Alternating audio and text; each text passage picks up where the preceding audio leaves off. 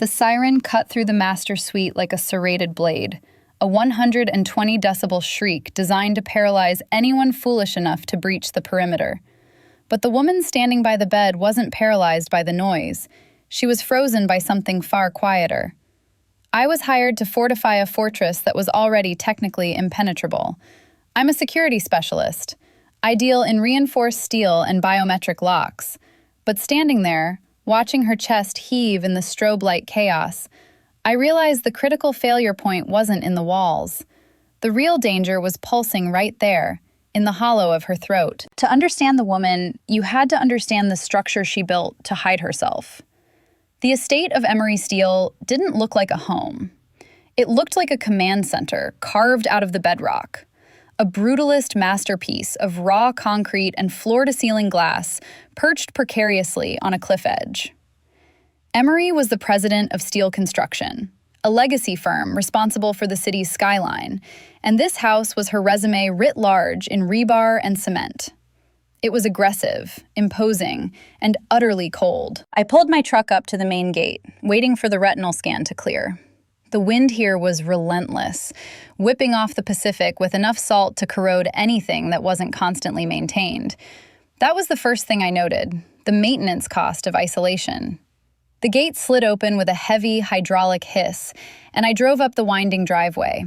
The landscaping was minimal, succulents and dark stones, nothing that moved, nothing that grew wild.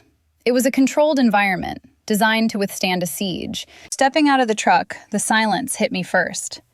Not the peaceful silence of nature, but the heavy, pressurized silence of a vacuum. The front door was a slab of oxidized iron that pivoted on a central axis. I punched in the temporary code I'd been given, and the lock disengaged with a sound like a rifle bolt sliding home. Inside, the air smelled of ozone and expensive filtration systems. It was crisp, recycled, and devoid of any human scent. No coffee, no perfume, no lingering trace of dinner. My footsteps on the polished concrete floor echoed sharply, a rhythmic clack, clack, clack that announced my position to the entire ground floor. I stopped in the foyer, my eyes automatically scanning the sightlines. This is what I do. I don't look at the art or the architecture.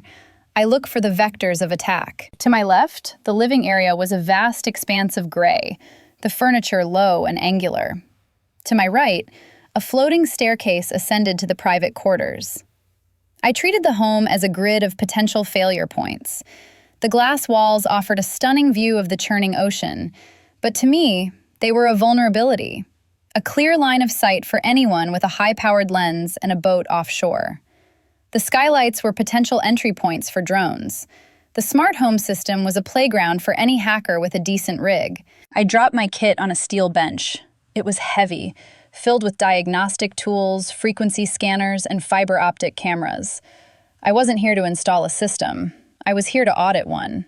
Emery Steele had hired my firm because she felt exposed, despite living in a bunker. My job was to prove her right, to find the one loose thread that could unravel the whole tapestry. I walked the perimeter of the main hall, running a hand along the cool, rough texture of the concrete walls. They were thick, load-bearing, designed to hold up the weight of the floors above, but they also absorbed the light, making the space feel subterranean despite the windows. There was no personal warmth here, no throw blankets, no stack of mail, no shoes kicked off by the door. It felt like a showroom, or a vault. The temperature was set to precisely 68 degrees, chill enough to keep you alert, too cold to ever truly relax. I checked the motion sensors in the corners. They were top-of-the-line military-grade optics, but they were positioned slightly too high, leaving a crawl-space blind spot along the floorboards. Amateur mistake. Or maybe arrogance. I made a note on my tablet. Sector 1. Sensor calibration drift. The house felt like it was holding its breath. It was a physical manifestation of high-functioning anxiety. Everything rigid, everything monitored, everything locked down tight. It was impressive, certainly, but it was exhausting just to stand in. You couldn't just be in a house like this. You had to perform. Then, the sound of a heavy door opening echoed from the hallway ahead. It wasn't a slam. but a decisive, weighty movement that signaled the arrival of the only other living thing in this concrete tomb. I straightened up, adjusting my jacket, shifting instantly from observer to consultant. The client was here. Emery Steele didn't walk into the room. She arrived, a sudden shift in atmospheric pressure that made the cavernous foyer feel instantly smaller. If the house was a brutalist statement of power, its owner was the architect's signature, scrawled in black ink at the bottom of the blueprint. She was taller than I expected, though some of that was the heels, sharp, weaponized things that clicked against the concrete with a cadence that sounded like a countdown. She wore a charcoal suit, tailored so precisely it didn't look like clothing. It looked like structural reinforcement. The jacket was cut to emphasize shoulders that carried the weight of a skyline, and the trousers broke perfectly over her instep. It was armor, pure and simple, designed to deflect interest and repel intimacy. She stopped 3 feet from me, respecting the personal perimeter I hadn't realized I'd set. Her hair was pulled back in a severe low knot, exposing the sharp line of a jaw that looked like it was currently clenched tight enough to snap a molar. But it was her eyes that held the real weight. They were dark, intelligent, and circled by shadows that no amount of expensive concealer could fully mask. She looked exhausted. Not the temporary fatigue of a bad night's sleep, but the deep, structural weariness of a foundation that has been bearing too much load for too long. "You're the specialist," she said. It wasn't a question. Her voice was low, a smooth contralto that had been stripped of any unnecessary inflection. It was a voice used to giving orders that were obeyed without hesitation. "I am." I extended a hand. "I'm here to see where the cracks are." She took my hand. Her grip was firm, professional, the kind of handshake practiced in boardrooms to assert dominance. But in the second before she pulled away, I felt it. A faint, high-frequency tremor running through her fingers. It was subtle, a micro-vibration like a guide wire snapped taut in a high wind, but it was there. Her skin was cool, dry, and surprisingly soft against my own calloused palm. She withdrew her hand quickly, tucking it into her pocket as if she knew I'd felt the glitch in her system. "Let's skip the preamble," she said, turning her back to me and walking toward the wall of glass that overlooked the ocean. "I have concerns about the western perimeter sensors. The salt spray triggers false positives, and my security team has become complacent. They assume every alarm is a seagull or a wave. I can't afford assumption. I need certainty." She spoke in clipped, efficient sentences, treating her own safety as a logistics problem to be solved with better hardware. She listed off the specs of her current system, the response times of the local patrol, and the potential vectors for corporate espionage. She talked about proprietary data and hostile takeovers, framing the threat as something external, something that wanted to break in and steal what she had built. I listened, nodding, taking mental notes. But my focus wasn't on the perimeter. It was on her. There was a profound disconnect between the words coming out of her mouth and the woman standing in front of me. Emery Steele built safe havens for thousands of people. She constructed the skyscrapers that housed the city's most powerful banks and the hospitals that protected its most vulnerable citizens. Yet, standing there in her own fortress, she looked exposed. She lived in a glass cage, visible from the sea, visible from the sky, surrounded by cold, hard surfaces that offered no comfort. I moved to the main control panel on the wall, unpacking a frequency analyzer to check for signal interference. I could feel her watching me. It wasn't the casual observation of a homeowner making sure the contractor didn't scratch the floor. It was an intense, heavy gaze that felt like a physical weight on the back of my neck. She was assessing my competence, yes, but she was also studying me, perhaps wondering if I was just another layer of defense that would eventually fail her. "The hardware is solid," I said, checking the readout one last time before looking up at her. "But a system is only as good as the person monitoring it. If you're triggering alarms yourself, the system learns to ignore you." She stiffened slightly. "I don't trigger alarms." "We'll see," I said. I packed the analyzer back into my kit. "I need to see the central server access," It's in the office, correct? Yes. She turned, the tension in her shoulders evident even through the suit. Follow me. She led the way, her posture rigid, moving through the house she owned but didn't seem to inhabit. As I followed her toward the semi-private wing of the estate, I realized that the tremor in her hand wasn't fear of an intruder. It was the vibration of an engine running at maximum RPM, with nowhere for the energy to go. The walls were thick enough to keep the world out, but I wasn't sure they were strong enough to keep her together. 3 days in, the house began to feel less like a showroom and more like a high-pressure chamber.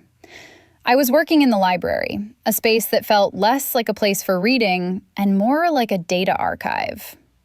The walls were lined with books that looked like they'd never been opened, their spines unbroken, arranged by height and color. It was late. Outside, the weather had turned.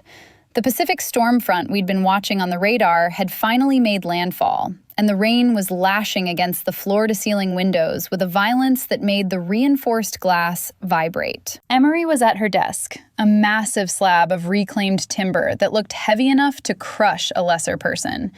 She had been there for 4 hours, barely moving, her face illuminated by the cool blue wash of 3 monitors. I was installing a secondary layer of motion detectors in the bookshelves. We hadn't spoken in 2 hours. The only sounds were the aggressive clatter of her typing and the rhythmic thrum hiss of the rain. It was a shared, quiet coexistence, a fragile truce between the protector and the protected. I needed to access the junction box located on the wall directly behind her chair. I waited for a pause in her typing, a break in the flow, but it never came. She was relentless. "I need to get behind you," I said, my voice sounding too loud in the quiet room. She didn't look up. She just stopped typing and slid her chair forward a few inches. It wasn't enough space, but it was all she was giving me. I stepped into the gap. It was a breach of protocol. Physical security relies on maintaining distance, on keeping clear lines of sight. But here I was, wedged between the back of her chair and the wall of her fortress. I had to lean over her shoulder to reach the panel. As I stretched my arm out, the sleeve of my jacket brushed against the fabric of her suit. The contact was electric. Not in a romantic movie screen way, but in a sudden, static charge reality. The air between us instantly thickened. I could feel the heat radiating off her, a feverish warmth that contradicted the cold, air-conditioned room. I smelled her then.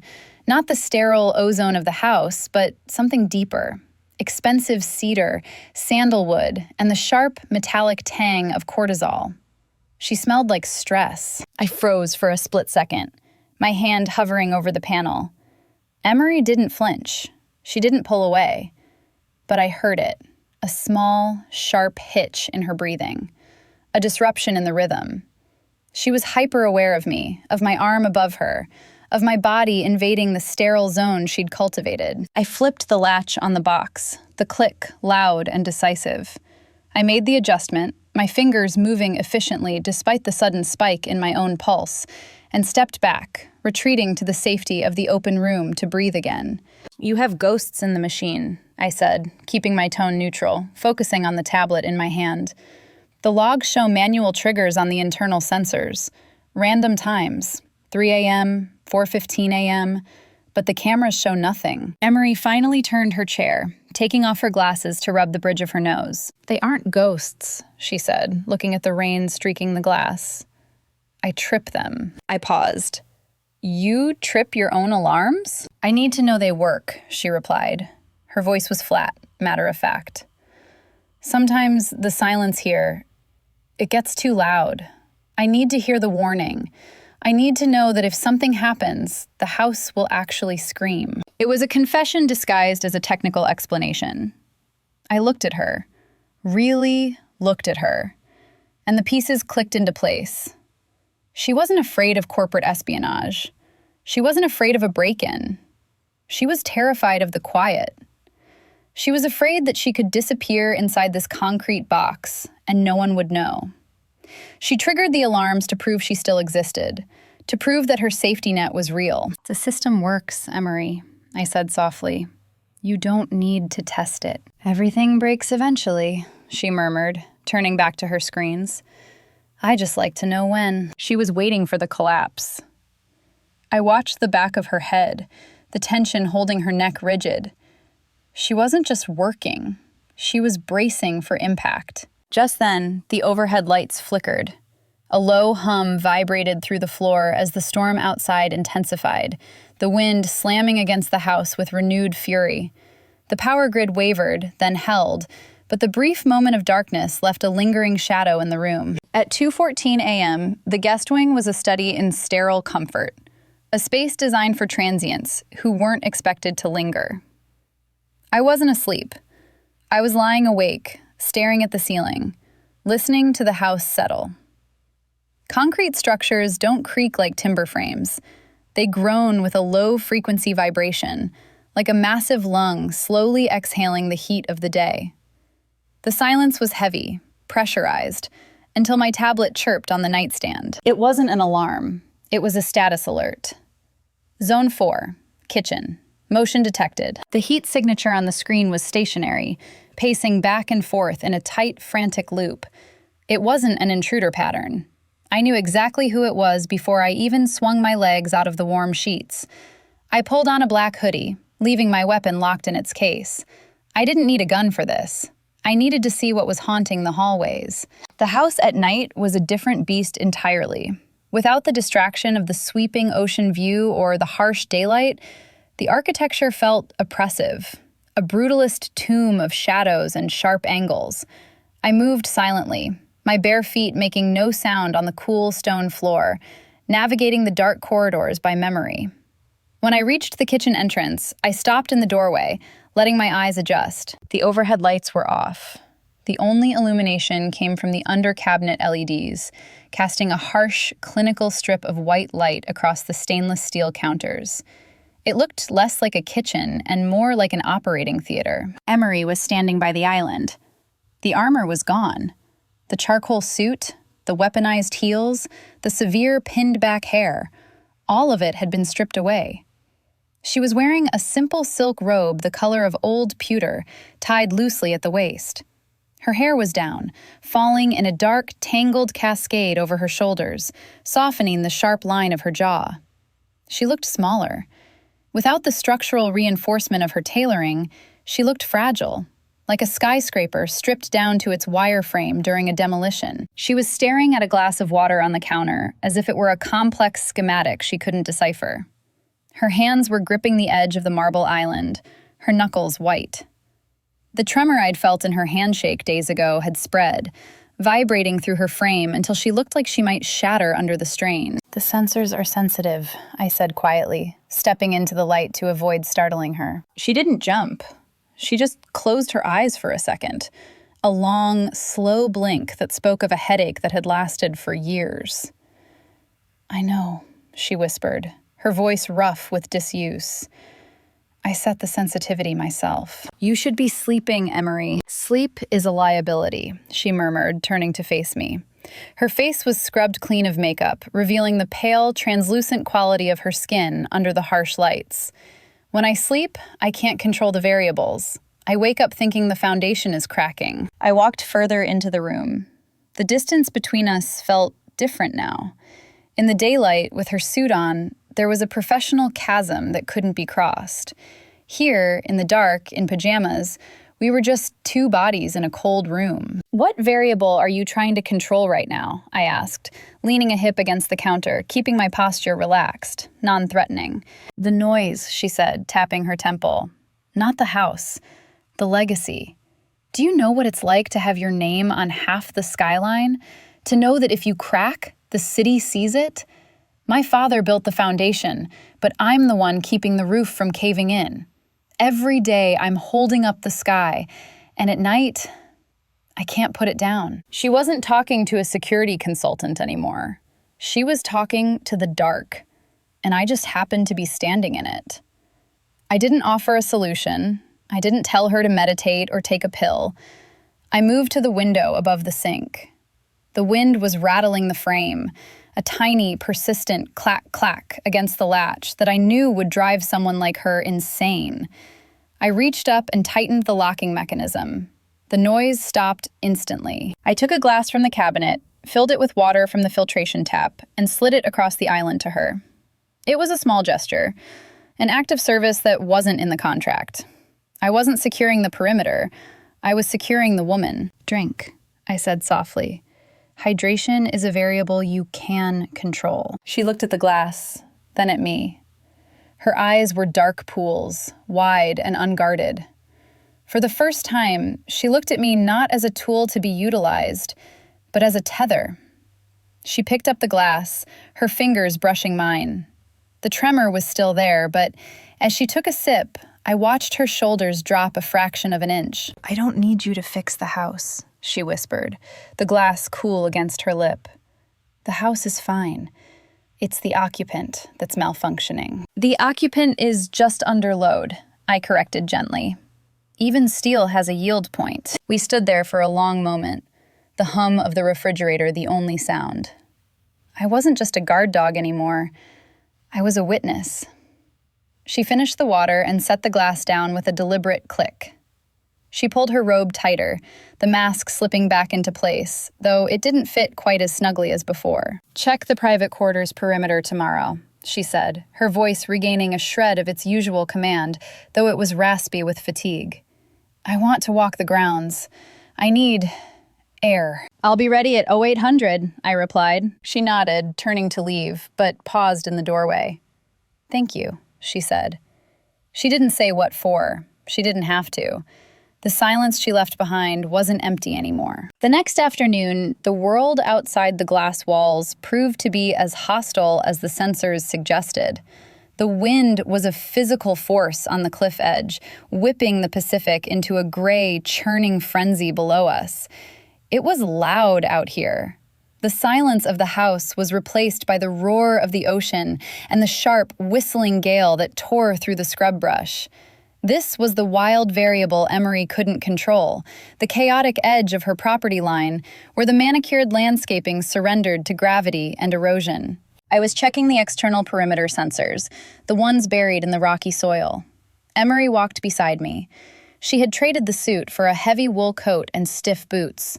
The wind had no respect for her carefully constructed silhouette. It tore at her coat and unpinned strands of her dark hair, whipping them across her face. She looked younger out here, less like a monument and more like a woman fighting to stay upright in a storm. She wasn't looking at the sensors. She was watching the horizon, her eyes narrowed against the salt spray stinging her cheeks. "The erosion is shifting the sensor alignment in Sector 4, I shouted over the wind, pointing to a unit that had tilted precariously.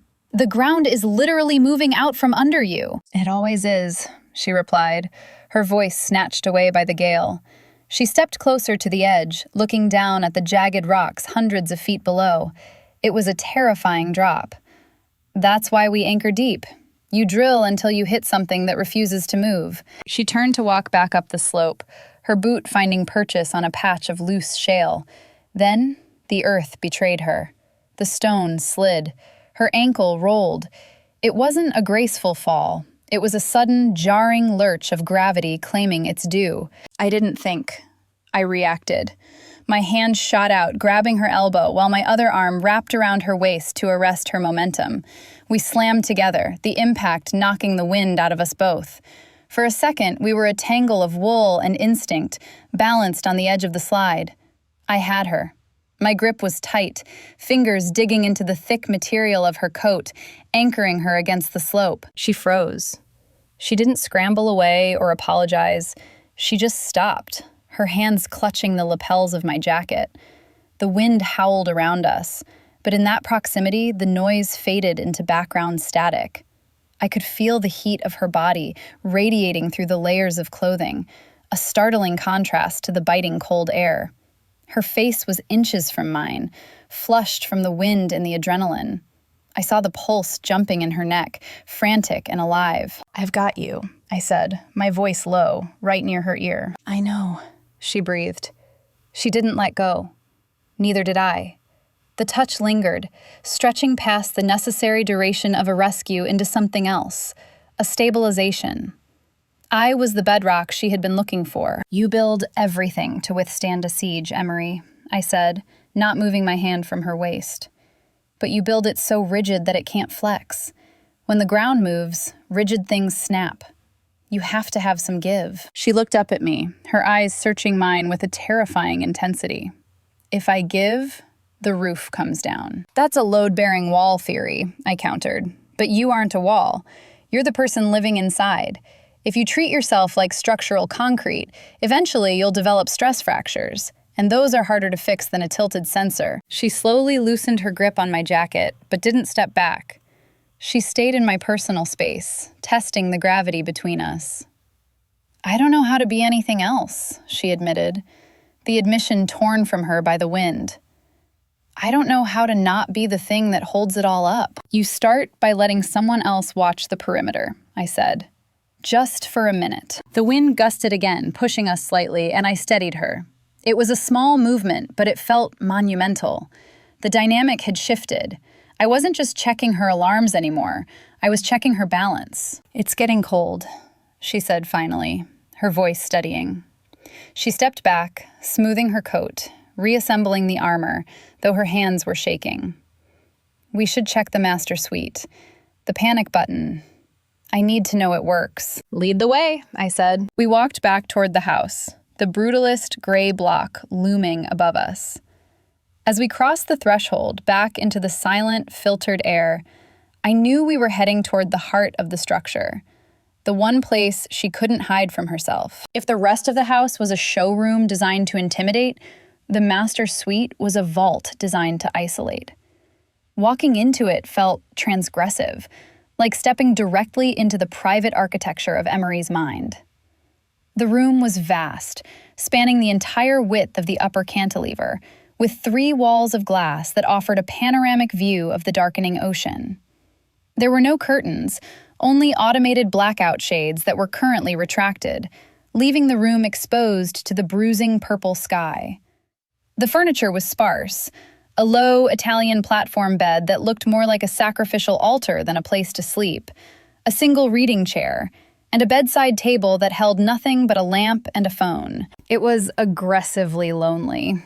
The air here was stiller than anywhere else in the house, heavy with the scent of unlit beeswax candles and the faint, lingering trace of her perfume. I felt the need to tread lightly, as if the floor itself were sensitive to the intrusion. The panic button is hardwired into the bedside console, Emery said, her voice absorbing the quiet of the room. She had shed the heavy wool coat, revealing the silk blouse underneath, but she hadn't put the armor of her suit jacket back on. She crossed her arms, standing near the foot of the bed, watching me. I want the response time calibrated to 0 delay. 0 delay means 0 margin for error, I replied, setting my kit down on the plush charcoal carpet. If you roll over in your sleep and hit it, the police are here in 6 minutes. I don't roll over, she said simply, and I barely sleep. I knelt by the bedside table, the posture immediately shifting the dynamic. I was on the floor, looking up. She was standing, looking down. It was a position of service, of submission, yet I was the one with the tools, the one dismantling the mechanisms of her safety. I carefully pried the faceplate off the console, exposing the delicate nest of wires and fiber optics beneath. My hands were steady. They always were when I worked, but my heart was hammering a different rhythm against my ribs. The proximity was suffocating. Even though she was 5 feet away, I could feel the weight of her gaze on the back of my neck. It wasn't the critical glare of a CEO inspecting a job site anymore. It was heavier, hotter. It was the gaze of someone who had spent too long alone in a glass box and was suddenly confronted with another living, breathing variable. I'm going to bypass the silent alarm protocol for the test, I explained, keeping my eyes on the red and blue wires. We need to ensure the siren triggers locally. You need to know that if you press this, the house wakes up. I waited for her to acknowledge, to give the standard proceed or affirmative. Instead, I heard the soft rustle of fabric, the shift of weight. The mattress dipped. I froze, my screwdriver hovering over the terminal. Emery hadn't walked away. She hadn't moved to the chair. She had sat down on the edge of the bed, right beside where I was kneeling. She was close enough now that I could see the fine grain of the silk on her thigh. close enough that her knee was inches from my shoulder. "Do you really think this helps?" she asked, her voice dropping to a register that vibrated in the small space between us. "The buttons, the sensors, the walls." I slowly turned my head to look at her. She was looking down at her hands, which were clasped tightly in her lap. The twilight cast long, sharp shadows across her face, highlighting the exhaustion that the adrenaline of the fall outside had briefly masked. "It buys time," I said softly. "Security is just about buying time. Time to react, time to run, time to hide." "I have nowhere to run," she whispered, and for a moment, she looked at the glass walls not as a view, but as a containment field. "And I'm tired of hiding." She turned her head, and our eyes locked. The air in the room seemed to crystallize. I could see the pulse jumping in the hollow of her throat again, that traitorous little flutter that gave away everything her suit tried to hide. She wasn't asking about the alarm system. She was asking if she was safe with me. "We have to do the test, Emery," I said, my voice rougher than I intended. I needed to break the moment before it broke me. I needed the noise. I needed the siren to shatter the intimacy that was becoming dangerous. "It's going to be loud. It's going to be jarring." "Do it," she said, not looking away. "Make it scream." I turned back to the panel, my fingers brushing the cold plastic of the actuator. I wasn't just checking a circuit. I was initiating a collision. I took a breath, steeling myself against the inevitable noise, and pressed the contact. The siren didn't just sound. It detonated. The noise was a jagged, oscillating shriek that bounced off the glass walls and the concrete floor, creating a chaotic echo chamber that made thought impossible. It was designed to disorient, to trigger a primal flight response in an intruder. But in the confined space of the master suite, it felt like the air itself was shattering. I watched Emery. She didn't cover her ears. She didn't reach for the phone. She curled inward. Her hands, which had been resting in her lap, clenched into the silk duvet with such violence that I heard the fabric strain. Her eyes squeezed shut, not against the noise, but against something internal that the noise had torn open. She wasn't breathing. Her chest was locked tight, her shoulders hunched up toward her ears in a posture of absolute, freezing defense. I scrambled to the keypad, my fingers flying over the interface to punch in the kill code. It took 3 seconds. 3 seconds that felt like an hour inside a jet engine before the system accepted the override. The siren cut out instantly. The sudden absence of noise was almost more violent than the sound itself. It left a ringing vacuum in the room, a heavy, vibrating silence that pressed against our eardrums. "Emery," I said, my voice sounding unnaturally loud. "It's off. The test is clear." She didn't move. She was rocking slightly, a barely perceptible motion, and her breath was coming in short, shallow gasps that sounded like tearing paper. This wasn't a startle response. This was a system failure. I abandoned the kit, shoving the expensive diagnostic tools aside, and shifted my weight, moving on my knees until I was directly in front of her. "Look at the panel," I urged, trying to use logic to pull her out of the spiral. I pointed to the tablet, where a row of green lights glowed steadily. "Zone clear, perimeter secure. The system held. You're safe." She shook her head, a sharp, jerky movement. Her eyes snapped open, and they were wide, dark, and terrified. She wasn't looking at the tablet. She was looking at me, but she was seeing through me, staring at some invisible catastrophe. "It's not the house," she choked out, the words tumbling over each other. She pressed a hand to her sternum, her fingers splayed wide against the silk of her blouse. "It's not the walls. I can't... The rhythm is wrong." "You're having a panic attack," I said, keeping my voice low and steady, a counter-frequency to her chaos. "You need to slow down." "I can't," she whispered. Her hand left her chest and shot out, gripping my wrist. Her fingers were ice cold, but her grip was iron. She pulled me forward, collapsing the last few inches of distance between us, until I was forced to brace my free hand on the mattress beside her hip. I can't tell if it's stopping. I need you to check my heart rate. The request hung in the air, desperate and medical, yet undeniably intimate. She wasn't asking a doctor. She was asking the person who had spent the last week finding the weak points in her armor. I didn't hesitate. I pulled my hand free from her grip and placed it flat against the center of her chest, right over her heart. Through the thin silk, the impact was immediate. Her heart was hammering against her ribs, a frantic, erratic bird trying to batter its way out of a cage. It was way too fast, a dangerous staccato rhythm that had no cadence, no rest. "It's racing," I murmured, my eyes locking on hers. "Closer," she breathed. "I need to feel you checking it." I moved my hand up, sliding my palm over her collarbone, and pressed 2 fingers against the pulse point of her neck, right under the sharp line of her jaw. Her skin was burning hot, a stark contrast to her cold hands. I pressed firmly, grounding her, turning my hand into a physical anchor. Thump, thump, thump, thump. I focused on the beat, letting the security specialist part of my brain take over for a second, analyzing the data. Rate, roughly 130 beats per minute. Rhythm, sinus tachycardia driven by acute stress. But then the other part of me, the part that had watched her in the kitchen at 2 a.m., the part that had caught her on the cliff edge, took over. "Focus on my hand," I commanded softly. "Feel the pressure. I'm right here. I'm monitoring the signal." She let out a long, shuddering breath, her eyes fluttering shut as she leaned into my touch. She didn't pull away. She pushed against my fingers, seeking the resistance. I used my thumb to stroke the line of her jaw, a slow, deliberate movement against the grain of her panic. "Breathe in," I instructed.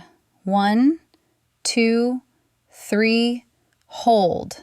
Breathe out. We stayed like that for a long time, frozen in the twilight. My fingers on her pulse, her breath hitching and then smoothing out. I could feel the shift happen under my fingertips. The frantic drumming began to slow. The erratic spikes leveled out into a heavy, powerful throb. The panic was receding, but it wasn't leaving a void behind. It was being replaced by something else. The heat of her skin seemed to intensify. The air between us, previously charged with fear, grew thick and heavy with a different kind of tension. It was the sultry, magnetic pull of 2 bodies occupying the same high-voltage field. Emery opened her eyes. The terror was gone, replaced by a raw, unflinching clarity. Her pupils were blown wide, swallowing the iris, dark pools reflecting the dim light of the room. She looked at my mouth, then up to my eyes, her gaze tracing the concern on my face and finding something she wanted to keep. "Is it safe?" she whispered. She wasn't asking about the alarm system anymore. "The rate is dropping," I said, my voice dropping an octave. "But the pressure is rising." She didn't smile, but the corner of her mouth softened. She moved her hand, sliding it up my arm, over my shoulder, until her fingers tangled in the hair at the nape of my neck. It was a claim. A contract signed without ink. "Then fix it," she said. She pulled me in. The kiss wasn't tentative. It was a collision of necessity. It started slow, a testing of the waters, her lips soft and parting on a sigh that released weeks of coiled tension. I kept my hand on her neck, my thumb resting on her pulse, feeling the rhythm change again, not into panic, but into a heavy, slow surge of arousal. She tasted like peppermint tea and the salt air from the cliffs. I shifted, rising slightly from my knees to lean over her, and she fell back onto the pillows, pulling me down with her. It wasn't about sex. It was about the desperate need to be held, to be covered, to have someone else bear the weight of the roof for a while. The kiss deepened, becoming a transfer of calm, a way to breathe for each other. The silence of the house returned, settling around us, but for the first time, it didn't feel empty. It was filled with the sound of our shared breath and a heart rate that was finally, perfectly, in sync. The siren was gone, but the echo of it, that phantom ringing you get after an explosion, lingered in the corners of the room. We didn't pull apart immediately. That's the mistake people make in movies. They cut from the climax straight to the regret or the resolution. Real de-escalation is a slow, biological process. It's a cooling down of engines that have been running redline for too long, and you can't just cut the power without causing damage. You have to let it idle. She stayed leaned against me, her forehead resting heavily on my shoulder, her breathing syncopated with mine. I didn't move my hand from her neck. I kept it there, a physical reassurance that the connection hadn't been severed just because the crisis had passed. I could feel her pulse slowing down, settling into a rhythm that was human rather than frantic. It was the most intimate data stream I had ever monitored, far more telling than the green LEDs blinking on the tablet beside us. "I haven't let anyone in here," she whispered. Her voice was muffled against the fabric of my jacket, stripped of all its corporate polish and command. She sounded young, tired, and incredibly real. Not into the bedroom, into the control center, the place where the panic lives. "It's a high-security zone," I replied softly, my other hand coming up to rest on the gentle curve of her back, feeling the tension slowly unspooling from her spine like a coiled wire finally relaxing. High-value targets always have the heaviest fortifications. It makes sense that you'd keep the gates locked. "It gets lonely," she admitted, shifting slightly so she could look at the ocean through the glass walls, though she didn't leave the circle of my arms. The darkness outside was absolute now, the water just a roaring void beneath us. Being the only one with the clearance codes. "That's why you hire a consultant," I said, a small, tired smile touching my lips. "To audit the access logs. To tell you that it's okay to leave the door unlocked sometimes." She let out a breath that was half laugh, half sob, and finally pulled back enough to look at me. Her eyes were clear, the panic scrubbed away, leaving behind a vulnerability that was terrifying in its openness. We sat there, on the edge of the bed, the expensive Italian linens rumpled beneath us. There was just the quiet, and the two of us existing inside it. We didn't sleep together. That wasn't what this was. The intimacy wasn't about friction or heat anymore. It was about holding space. It was about being the load-bearing wall she had talked about earlier, so she could finally stop holding up the roof. I shifted, moving to sit against the headboard, and she followed, curling up on top of the covers, her head resting near my hip. It was a chaste, protective arrangement, but it felt more significant than anything physical we could have done. "Your breathing is still shallow," I noted after a few minutes of silence. The adrenaline was fading, leaving the exhaustion to settle in its wake. "I forget how," she murmured. "To breathe deep. My chest always feels like it's in a vice." "Listen to the ocean," I said, gesturing toward the open darkness beyond the glass. The sound of the waves crashing against the cliff was rhythmic, a steady, eternal percussion. "Don't try to force it. Just match the tide. In when the wave builds, out when it breaks." We lay there in the dark, and I counted the rhythm for her. In, out. In, out. I watched her chest rise and fall, slowly sinking with the cadence of the Pacific. It was a system reset, a manual override of her autonomic nervous system. Slowly, the tension left her jaw. Her hands, which had been clenched for days, finally relaxed, fingers curling loosely against the duvet. "Don't go," she whispered. She didn't open her eyes. It was barely a sound, just a shaping of the air. "I'm not going anywhere," I promised. "My shift isn't over." I stayed awake while she slept.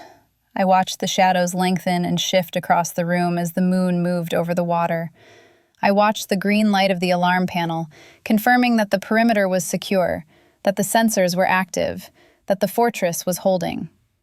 But my attention was on the woman beside me. I realized then that I had been wrong about the job. I wasn't here to keep people out. I was here to make it safe enough for her to be in. The hours passed in a blur of quiet vigilance. The storm had fully passed, leaving the sky scrubbed clean. As the first gray light of dawn began to bleed up from the horizon, turning the black ocean to a deep, bruised blue, Emery stirred. She didn't wake with a start, as she had described before. She woke slowly, shifting against me, her hand finding mine in the dim light. The sun began to rise, casting long, sharp shadows across the room, illuminating the dust motes dancing in the air. The night shift was done, but the work, the real work, was just beginning. Morning arrived not with a bang, but with a clarity that felt almost blinding. The storm had finally scrubbed the sky clean, leaving a sharp, relentless blue that flooded the kitchen through the floor-to-ceiling glass. I stood at the island, the exact coordinate where I'd found her crumbling the night before, but the atmospheric pressure had shifted completely. The air didn't smell like ozone and panic anymore. It smelled like dark roast coffee, expensive filtered water, and the quiet hum of possibility. Emery was there, leaning against the counter, reading a tablet. She had reassembled herself. The armor was back on, the charcoal suit tailored to within an inch of its life, the weaponized heels that clicked like a countdown, the hair pulled back tight enough to give anyone else a headache. But there was a glitch in the matrix. The top button of her silk blouse was undone, a tiny, deliberate imperfection in the fortress wall. It was a signal, loud and clear to anyone who knew how to look. The gates were monitored, but they weren't welded shut. "Coffee," she said, without looking up, sliding a ceramic mug across the marble. It wasn't a request or an order. It was an offering. "Black," I noted, lifting the mug. Efficient. "I have a board meeting at 10, she said, finally looking at me. She blew on the steam rising from her cup. "They expect the Iron Lady. I can't show up looking like—" She trailed off, gesturing vaguely to the space between us, the invisible, charged tether that had formed in the dark and survived the sunrise. "Like a human being?" I suggested, taking a sip. The coffee was perfect. Hot, strong, grounding. "Like a liability," she corrected, but her eyes were smiling. That was new. A real smile, not the sharp, practiced baring of teeth she used for shareholders. "The system report is on the server?" "Uploaded and encrypted," I replied, setting the mug down. "Your perimeter is secure, Emery. The sensors are calibrated, the panic button works. My contract is technically fulfilled." I started packing my kit on the bench in the foyer. The fiber optic cameras, the frequency scanners, the voltage meters, the heavy metallic tools of a trade designed to keep people apart. Putting them away felt final, a heavy punctuation mark on a sentence I wasn't ready to finish. I zipped the ballistic nylon bag shut, the sound harsh and decisive in the quiet house. "So," I said, hoisting the heavy bag onto my shoulder, feeling the strap dig in, "I guess this is it. You have the invoice. You know the codes." "I do," she said. She put her mug down and walked me to the heavy iron front door. The walk felt different this time. I wasn't following a client. I was walking beside a complication. At the door, the sunlight hit us full force. I stepped out onto the driveway, the gravel crunching under my boots. I turned back to look at her. She was framed in the doorway of her brutalist masterpiece, a woman made of steel, standing in a house made of concrete. "You missed a spot," she said suddenly. I frowned, shifting the weight of my bag, running a mental checklist. Impossible. I checked every zone. Blind spots, infrared, pressure plates. "Not the security," she interrupted, stepping out of the shadow of the doorframe and into the light. "The schedule. You audited the weekdays. You didn't check the weekend protocols." I paused, the corner of my mouth twitching. "Is that a vulnerability?" "It's a massive risk," she said, her voice dropping to that low, sultry register that made my own heart rate spike again.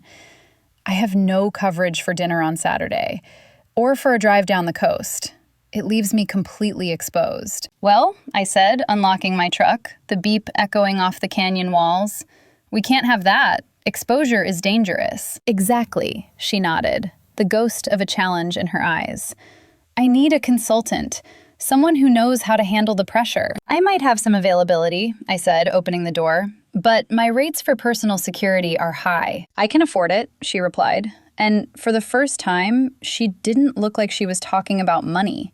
She looked like she was talking about the emotional currency she had been hoarding for years. I watched the house recede in the rearview mirror as I drove down the winding cliff road. The alarms were silent, the sensors were green, but inside, the heart rate was still elevated. I hadn't just secured the building, I'd found the way in. The rhythm was steady, strong, and promising. If you've ever found calm in the middle of a storm, subscribe to follow where this connection leads next.